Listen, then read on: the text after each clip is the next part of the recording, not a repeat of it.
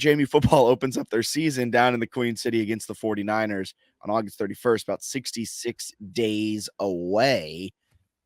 You had an interesting text this week. Do you want to tee it up, or do you want me to kind of out you here? Well, I guess my point, I don't think Charlotte will be quite as bad as last year when they were 3-9. And even when they were 3-9, they were actually kind of competitive in some games. I remember they hung with Maryland early in that game because we watched part of that or paid attention to part of that because that was after UVA JMU that same week. They kind of hung with Maryland. They had some other games where they played pretty well. They took Memphis to overtime. Memphis is one of the better teams in the American last year, especially offensively. They have a lot of talent. They reloaded key positions, including quarterback, running back, receiver with Power 5 transfers. Defensively, I think their defensive line could be sneaky good. They have one of the best corners in, Balfour in the conference. I don't want to say that it's going to be like a super challenging JMU is going to lose week 1 game, but I'd be interested to see. I know we had some people watching the live stream, sort of their takes. I become glowing. Let me put my thing down. But people are watching. I love the It was putting cloudy down. today. People are the people who are watching the live stream, and then for you also, Jack. My question would be, scale of 1 to 10. How do you feel about that Charlotte game? 10 being like hard win, hardest game of the year, 1 being cakewalk FCS. Where in that range does that game fall for you? For me, 10 being cakewalk or Other 1 way, being other way. 1's okay. cakewalk, 10's hard. I think it's about a 5 or a 6. And I think a lot of JMU fans are thinking it's going to be like a 2 or a 3. I think it's going to be difficult. Charlotte last year ranked 1, 2, 3, 4, 5, 6th in the American Athletic Conference. So top half of the American Athletic Conference in defensive EPA. So expected points added.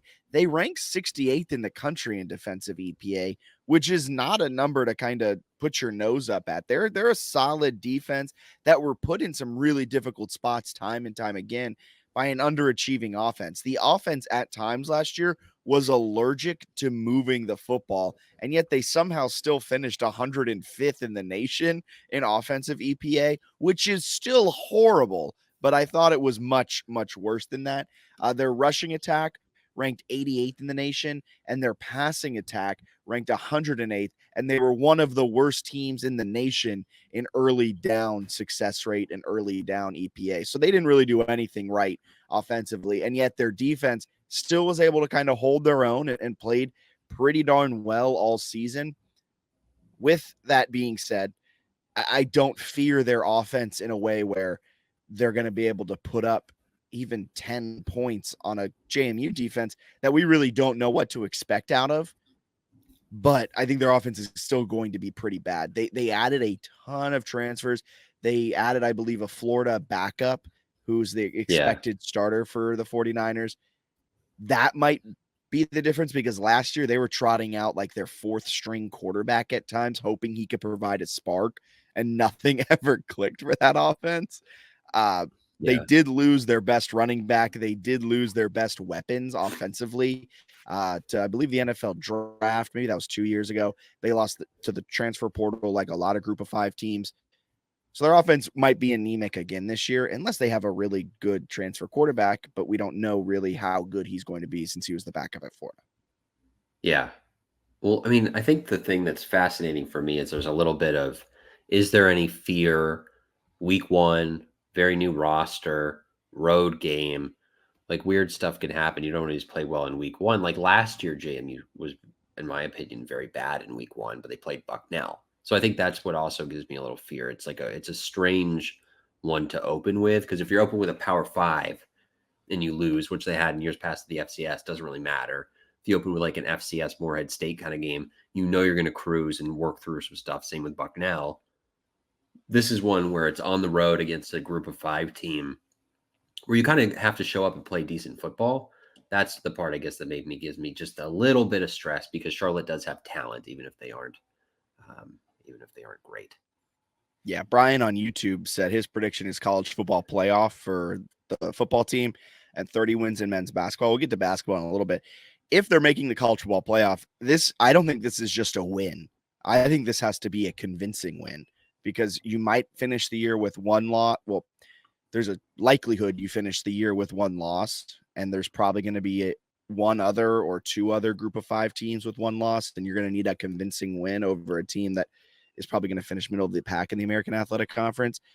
And it's going to be a tough environment. I mean, Jerry Richardson Stadium isn't the biggest. It's not an intimidating place to play per se, but Duke went in there, what was that, 3 years ago in 2021 to open up that season and fell.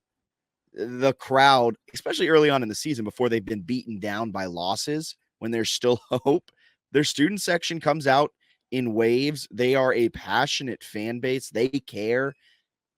It's going to be a tougher environment than maybe, I don't know, Tulsa.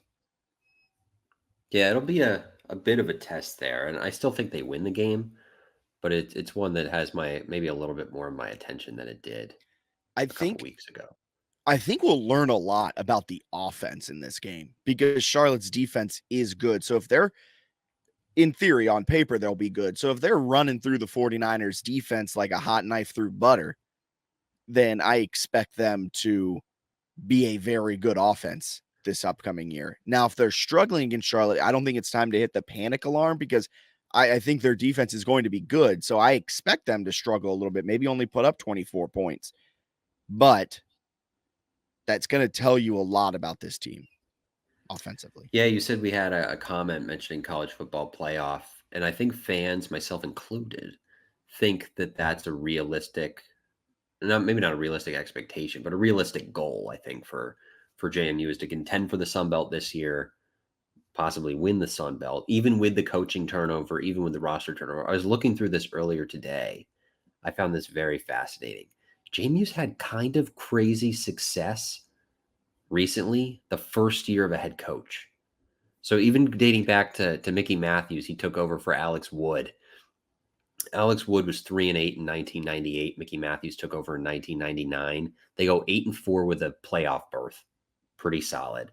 Matthews stays obviously for quite a long time. They're 6-6 in 2013. His final season, don't make the playoffs.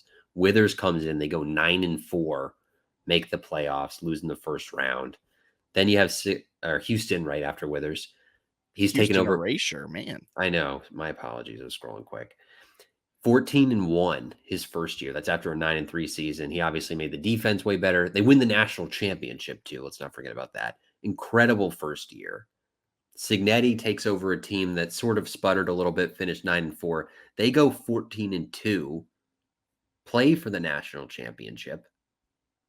Like, it's not crazy to have high expectations when you've seen, like, what is that? The last 4 coaches to take over spanning multiple decades have all come in and immediately won. Like, I think the worst record there is 8-4. JMU's win total this year is 8.5. It's kind of crazy to think, but like they should win a lot of games. Can I throw a wrench in that though? Yeah. That was pre-transfer portal. And this is the first time that not only did they lose a coach, but they lost their entire coaching staff, of course. Aiden Fisher, Jalen Walker, Tyler Stevens, Kaylon Black, Mikel Kamara, Tyson Lawton, James Carpenter, Zach Horton, Nick Kidwell, Carter Miller, Caden Schickel, Elijah Surratt, Brent Austin, Jordan McLeod, Ibrahim Berry. That last one doesn't matter. Jordan McLeod. That's true. But then they also brought in like a former Pac. Like, I think that's the part that, like, the portal, obviously they lost a lot. They also had what I consider to be a pretty nice haul. Yeah, they did. So I think that's what's so exciting is, like, the schedule's not that hard.